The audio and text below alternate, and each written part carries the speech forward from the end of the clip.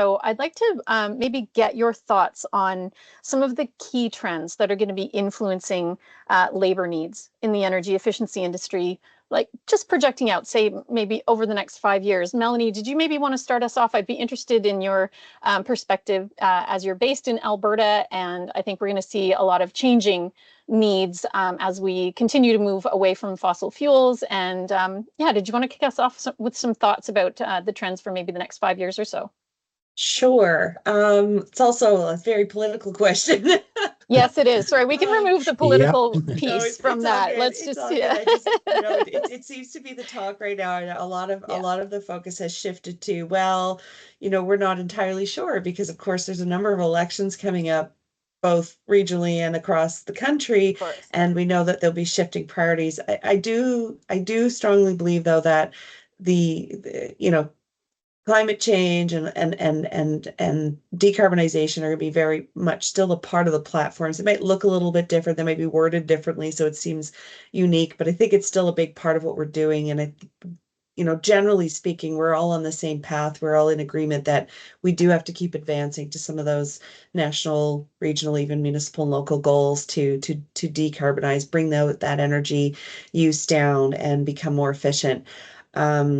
I think that some of the trends, I'm happy to report that even though the greener the Greener Homes program has no longer has the incentives, still has the financing. I'm still having conversations with people that are pursuing the elements that were listed within that program, and still pursuing the financing because it still helps with that bottom line budget question. And I see in the chat, Rod made a comment. He's absolutely right. Like, costs are going to drive everything, and as much as we want to do the right thing, how do we do it in a way that's meaningful, and doesn't strain homeowners to the nth degree. I think one of the things we have to do, though, is do a better job at explaining and helping people see the benefits of doing it, not just for the good of the planet, but also, what does that return look like for them as a homeowner or a building owner? How does that translate over the long term?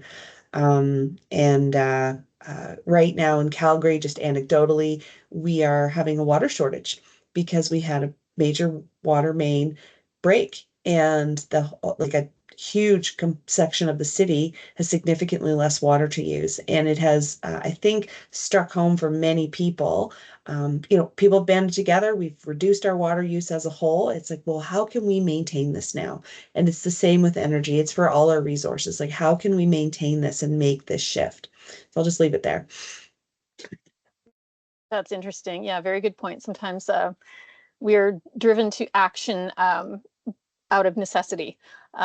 So, Steve, did you want to maybe touch on what you're seeing as, you could project out maybe in the next sort of 5 years, so fairly short term, what the labor needs are looking like in the energy efficiency industry from your perspective?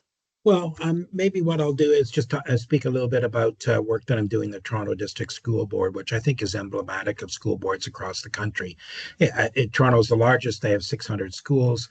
Many of them are energy pigs. They've been built 120, 130 years ago. Great technology at the time, but through additions and whatever, the original airflow has been totally mucked around with and is no longer there. We're seeing very hot Junes and Septembers. Schools, kids and teachers are sweltering in 34-degree temperatures. And school boards really don't have the funding to do much of a change. But one of the things I've been working on is a workplace emissions reduction committee at the school board. So it's a joint committee of management and the four labor unions that represent workers at the board, figuring out how to reduce energy use and therefore energy costs, and therefore decarbonizing in a way that saves the board money, as I say, reduces carbon, but that there is agreement, whatever changes there is needed to the work and workers and job descriptions, that's negotiated at a table rather than just happening with the two sides not talking to each other. Because it's amazing what can happen when you have at the table a senior mechanical engineer from a school board and a chief custodial person at a school, because normally they don't talk to each other. And when they can talk to each other around the table, good things happen. Yeah, that's a great point, Steve. I think that happens a lot, that we need to get the right people having the right conversations for sure.